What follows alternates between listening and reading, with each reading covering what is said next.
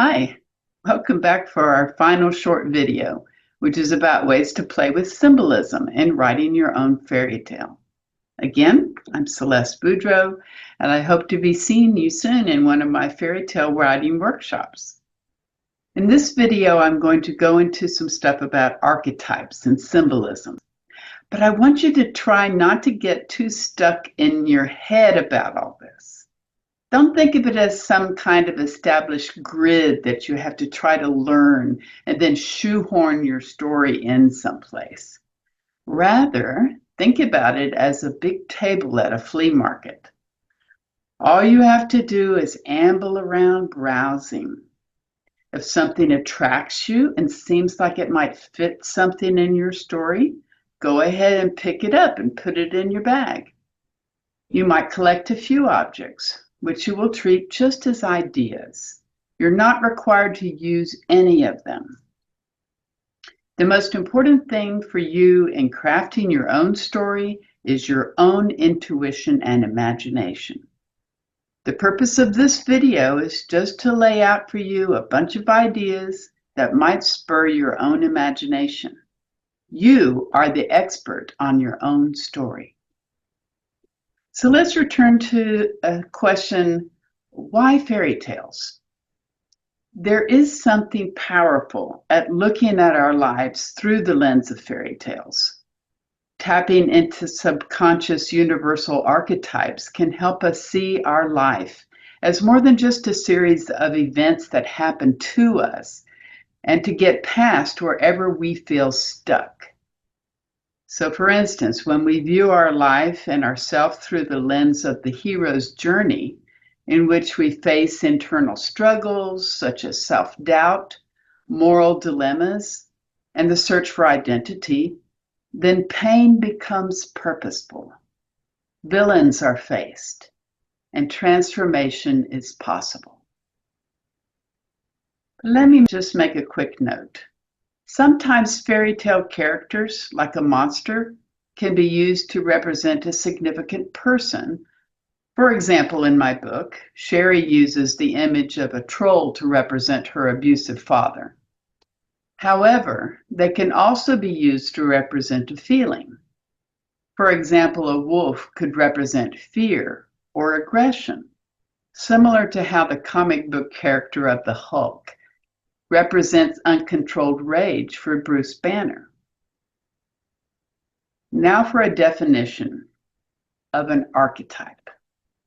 An archetype is a character, idea, symbol, setting, situation, or challenge that reflects a universal human condition. It's recognizable to anyone from anywhere on Earth, any culture, even any century, because of its universality. So here are some examples of common archetypes in fairy tales. First, there's the hero, or heroine, of course, who represents the journey of growth, challenge, and triumph, most often starting as an underdog or an ordinary individual faced with extraordinary circumstances. For example, the miller's daughter in Rumpelstiltskin, who has given a series of impossible tasks like spinning straw into gold. The villain represents internal fears, insecurities, aggression, excessive need for control, addictions, and other obstacles to healing and growth. Or in real life, this could also be a person like a manipulative boss, a toxic partner, or a betraying friend. An example from fairy tales would be the sorceress in Rapunzel who locks her in the tower. The archetype of the mentor offers guidance, wisdom, and support, symbolizing our need for external guidance in our personal development. Mentors in real life can be live people, like therapists, or they can be someone that we access remotely, like an author with their writings or a teacher. An example of that could be Cinderella's fairy godmother, who gives her the instruction to be back by midnight, as well as providing her with the things that she needs to go to the ball and meet the prince. Another archetype is that of the magical helper, who reflects hope, intuition, and the unexpected assistance that can sometimes be found when confronting life's challenges.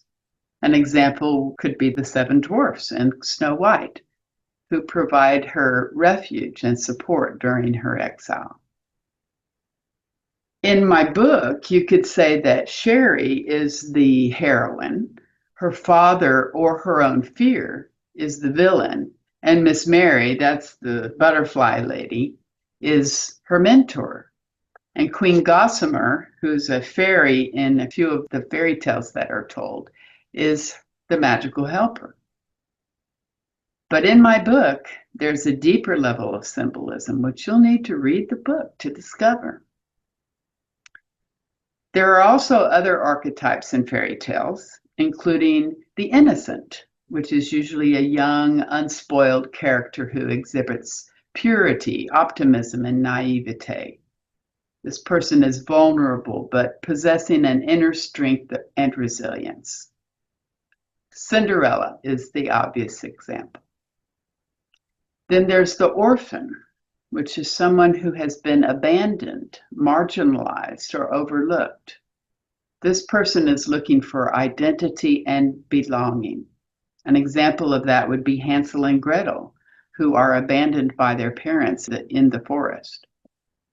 Another one is the trickster, which is someone who is not bound by societal rules. This person is cunning and mischievous, who challenges or upends the status quo. In real life, this could be an event rather than a person, something that pulls the rug out from under you and requires change or transformation on your part.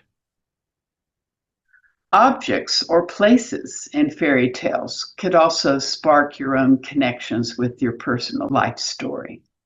For instance, a dark forest may symbolize confusion or depression. A locked tower could represent trauma, isolation, or repressed memories. A magic mirror might reflect truth that the heroine must face, while a lost slipper can symbolize identity or self-worth that needs to be claimed. One last important tip. Even though the imagery in fairy tales may seem like exaggerating about our past, for instance, casting your mother in the role of witch may feel unfair to her. But the best question is, what did it feel like to me at that time? You know, if your mom was often kind and sweet to you, but could suddenly turn harsh and rageful, then a small child's mind would have naturally split her into two people, good mommy and bad mommy. If so, then a witch is an appropriate symbol for how it felt to be a small child with a bad mommy screaming in her face. To quote psychologist and author Clarissa Pinkola Estes, quote, "Tell the truth about your wound, and then you will get a truthful picture of the remedy to apply to it. Don't pack whatever is easiest or most available into the emptiness. Hold out for the right medicine. You will recognize it because it makes your life stronger rather than weaker." Well, thanks for joining me for these short videos. Hope to be seeing you soon in a fairy tale writing workshop. I'll leave some info and links about that in the comments below. Bye.